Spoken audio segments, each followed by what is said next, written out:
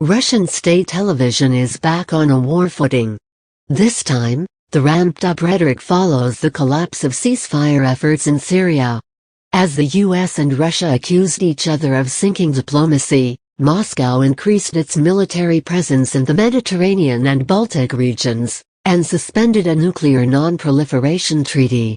A primetime news program warned that the US wants to provoke a conflict. The sudden escalation puts the relationship back into the deep freeze it was in at the peak of the crisis over Ukraine in 2014, which also sparked a wave of hostility in state media. That U.S.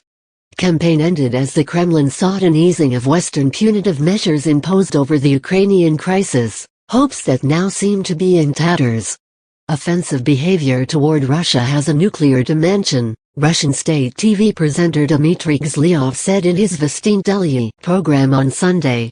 Moscow would react with nerves of iron to a plan B, he said, referring to any possible U.S. military strike in Syria. The Kremlin's control over Russian media has in part helped keep President Vladimir Putin's approval rating above 80% during the country's longest recession in 2 decades, and portrayed military deployments in Crimea and Syria as victories against Western encroachment. Sanction threat: the rise in tensions could lead to new sanctions against the Kremlin, which some members of German Chancellor Angela Merkel's party have sought to penalize Moscow over Syria. It risks blowing off course efforts to resolve the conflict in Ukraine, which provoked the worst standoff since the Cold War after Putin annexed Crimea and backed pro-Russian rebels in eastern Ukraine. Following the collapse of months of diplomacy, Russia is pursuing an air campaign in Syria to bolster its ally, President Bashar al-Assad, against US-backed rebels and establishing permanent bases there. The Obama administration suggested that Russian actions in Syria could amount to war crimes and blamed Russia for cyber attacks aimed at disrupting the U.S. election. The result will be the ossification of U.S.-Russian relations at an abysmally low level, said Chris Kupchan, chairman of the Eurasia Group, a New York-based risk consultancy. Deep mistrust of Putin will now be structural and unanimous among U.S. policymakers.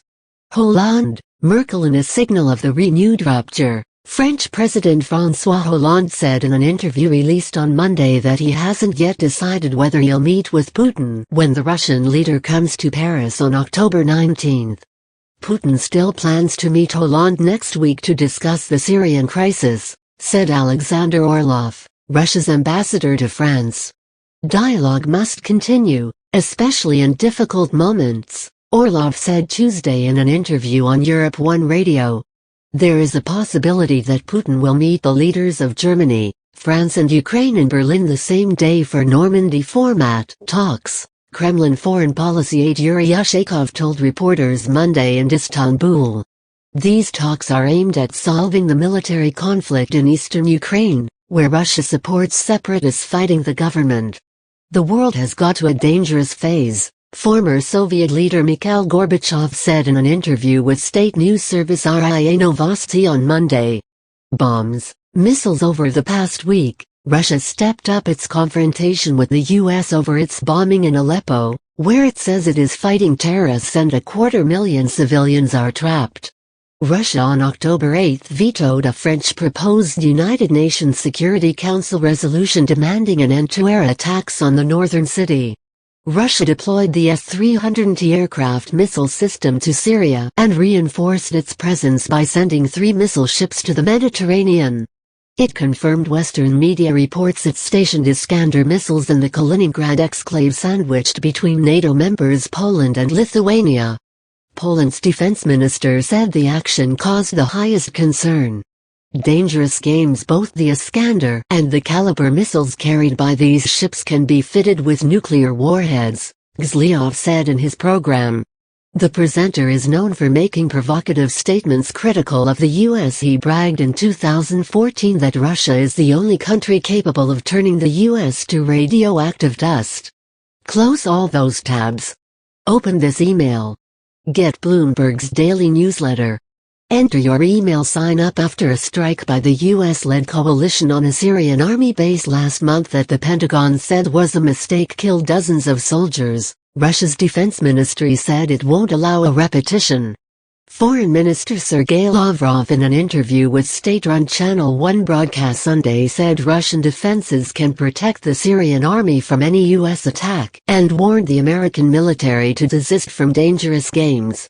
Alexei Pushkov, a senator who headed the lower house of Parliament's Foreign Affairs Committee until recently, in a Twitter post raised the specter of a confrontation like the 1962 Cuban Missile Crisis, which brought the US and Soviet Union to the brink of nuclear war over the stationing of Soviet missiles on the Caribbean island. Russia won't back down, said Konstantin Kosachev, head of the Foreign Affairs Committee in the upper house of Parliament. The risk of military clashes between the US-led coalition and Russian military in Syria is rising every day, he said. For Putin, the only strategy is to raise the bets, said Eurasia's Kupchan.